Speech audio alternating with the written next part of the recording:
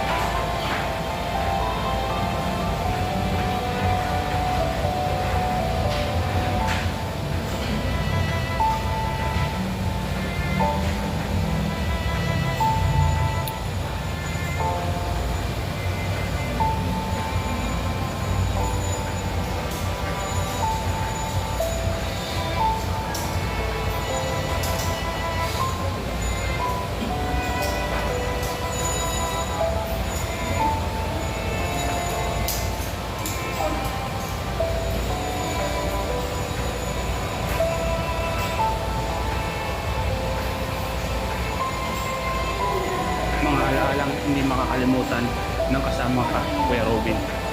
Ito yung mga tagpo na masaya, nakasama ang mga K-boys, masaya ang lahat na ginagawa ang ating mga vlog sa araw-araw. Kuya Robin, ito yung hindi namin makakalimutan sa iyo, na kahit anong bagay ay pinapakibagayan mo. Nakakalungkot at nakakabigla ang nangyari sa iyo. Alam ko hindi mo ito kagustuhan, Kuya Robin, pero kami rin ay nabibigla sa mga nangyari. Ito yung isa sa mga last na nakasama kitang vlog, Kuya Robin. Dahil hindi namin makakalimutan na habang kami nabubuhay at habang kami nakikita namin ang iyong sarili sa vlog na ito. Yung masasayang ginawa natin, mga nakakalungkot at masasaya na samahan natin Yun yung hindi natin makakalimutan habang buhay.